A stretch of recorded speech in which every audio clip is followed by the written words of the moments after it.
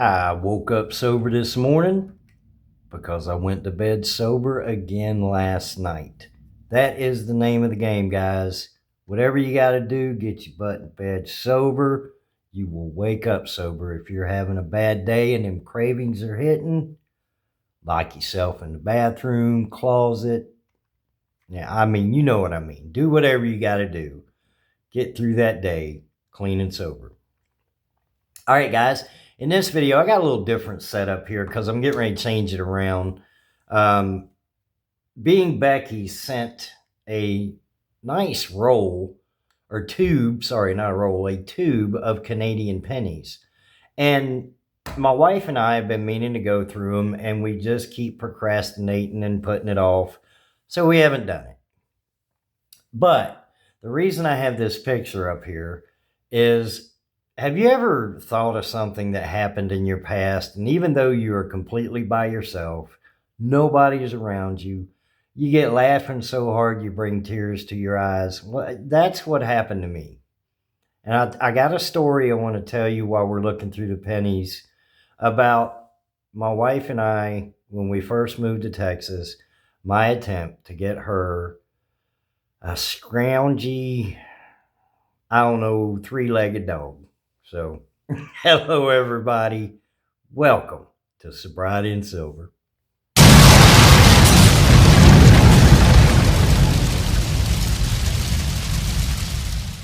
Yeah, it feels weird. I'm supposed to say I woke up sober this morning because I went to bed sober last night after my intro. But anyway, enough of that. Give me just a second, get set up here. All right, and you know I have the absolute high-class microscope here. I think I paid about $30 for this on eBay, probably over a year ago. Well, no, because I've only been doing YouTube about 10 months, so somewhere around there. But anyway, all right.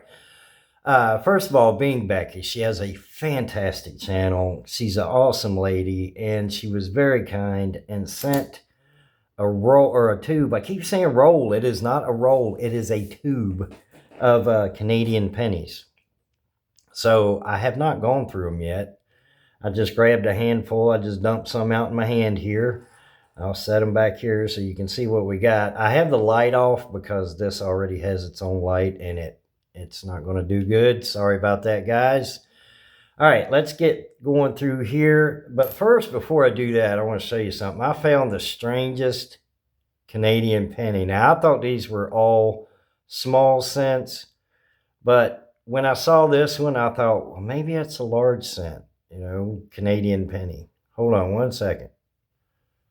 All right, now I got to get it to focus here, so just bear with me. It's the strangest one I've ever seen. I swear it looks like it says little on it. Oh, sorry. Of course, the light is messing with it. It does. It says little foot. Oh, little foot. Wow, look at that, guys. I found him. Look at that. He's starting to be seen everywhere, man. There's a good picture of him right there. Well, most of his head looks like an old 1970s photo of Bigfoot. But anyway, this guy has a fantastic channel, Littlefoot Silver Stacker. If you haven't checked him out, he sent this. This is a silver half, and put his logo on the front of it. It's just neat. He's just kind of hanging out wherever I do a video. All right, let's get into the story while we look at some wheat pennies. We had just moved to Texas. We were, if you've been following my videos, I'm from the eastern shore of Maryland, right by Ocean City.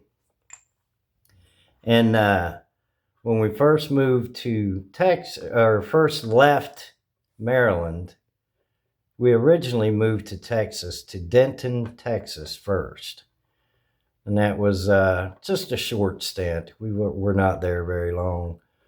But while we were there, now keep in mind, I'm still in my active addiction I had the bright idea, 1964. That's the year my wife was born. Awesome. I had the bright idea that I was going to get my wife a puppy or a dog, it wasn't a puppy, for her birthday. And she was at work. So I was going to surprise her. And the way it all came up was there was a, a lady that had a really rundown car, and she had 5 or 6 dogs in this car, big dogs, little dogs. And I picked out the mangiest little chihuahua, the hairy kind, the real wiry, hairy kind. And now he had 4 legs, but only 3 of them worked. Of course, I'm in my addiction, so I'm either half lit or all the way lit.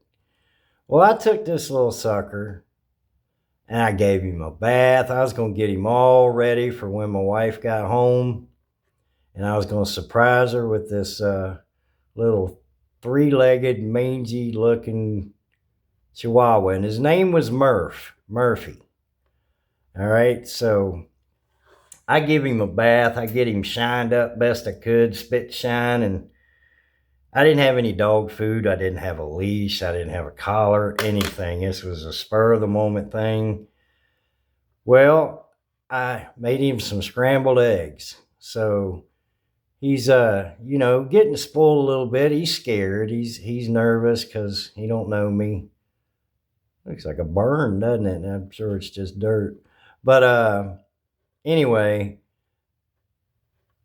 I get him fed with some scrambled eggs and all spit shined up and everything, best he could look for a 3-legged mangy dog. And my wife comes home. And of course, my wife is like me. She loves all animals. It doesn't matter. She teases me, says if a bear came in the yard that I would be out there going, here, come here, buddy. And that's how I'd leave this world. But anyway, he had not gone to the restroom yet. And we did not have a leash. We did not have a collar. So my wife, she said she would crochet him a quick little choker leash. You know how to crochet yarn, nothing that'll hurt him. That's 1967 with the Dove. Yep, 18, that's their 100-year anniversary or however, whatever you call it. But anyway, so I decided I was going to take Murph out and just set him down and let him use the bathroom, because honestly, how far can a 3-legged dog get? Especially when he's got a intoxicated dude standing over top of him, making sure he's not going to go anywhere. Man, as soon as I sat that dog down, them little 3 legs started pumping. Now, I want you to picture this. A 3-legged, fully fed, scrambled egg, freshly bathed, wiry little mangy looking chihuahua named Murph, hauling butt down a side road in Denton, Texas. It's 100 and some degrees outside. Our first summer here, me getting used to the heat. I'm wearing flip-flops, trying to chase his damn dog down. He ran me through a little area where some guys were doing construction. Nobody even offered to help me catch Murph, man. Nobody. So I chased him as long as I could in my drunken state, and he eventually took off across the field. And honestly, I stopped, came to attention, saluted him, and wished him Godspeed. And we never saw Murph again. It's just another goofy story for me and my days of addiction, man. And I am not glorifying addiction whatsoever. I'm actually just saying that you just don't think right. You don't make sound decisions in your drunken state, and when you're intoxicated. I had every intention of surprising the hell out of her with this mangy 3-legged dog. And hopefully somewhere out there, Murph is thriving. Maybe somebody caught him and gave him a home. But I couldn't catch that little 3-legged bastard. He was getting it, especially in flip-flops and 100 and some degrees. My first summer in Texas, thought I was going to pass out. And guys at the construction site there just looking at me. Felt like an idiot. And I was, because I was intoxicated. But those days are over. We are, or I am, making much better decisions. And then we got Sadie. Not long after that, my wife, she took over because we did want a dog. And we got Sadie. Sadie is a mini Aussie, purebred. And she was the first of our 3 that we have now. We have Sadie, the mini Aussie. We have Penny, who is the home protector. She does not like anybody in our yard. We haven't had anybody in the house yet. We have to put her in a room. And she's about 100 pounds. She's a boxador, which is half boxer, half Labrador. But to me and my wife, she's just a big lap dog, I haven't even been talking about the pennies here. I've just been putting them up. I haven't even been paying attention to you. I've just been looking at the pennies through the microscope here, talking about Murph, man. Maybe somebody got him.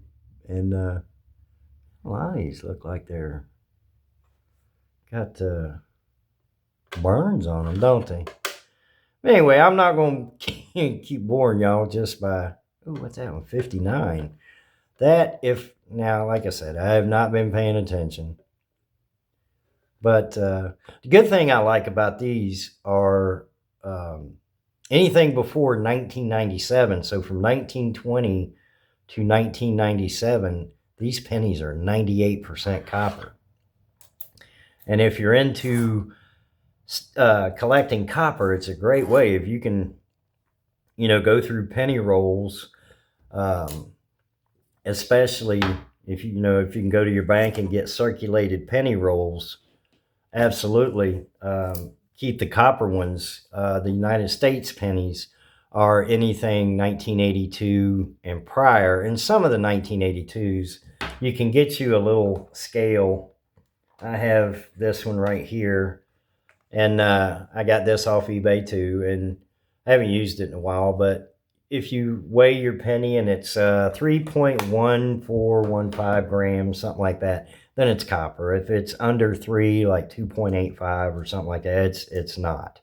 So weigh your 82s, because some of the 82s, the 1982 pennies, are copper. And then I got disappointed. I went to the bank to get some penny rolls for my wife, because it's a fun time. Me and her sit down and just talk and goof around and, probably talk about old memories like Murph. And, man, they gave me all new pennies. I wasn't paying attention when I got the box, and all of them, except for 4 rolls, are all brand new pennies. So I'm trying to find a place to take them back, because I got them from a little bank inside of a Walmart. And every other one, you have to have an account. And we haven't switched banks yet. Our bank is still down in Atoka. So we do all our stuff online, obviously. And I'm going to put these in something different, because these are the ones I've gone through, not these. These I went through.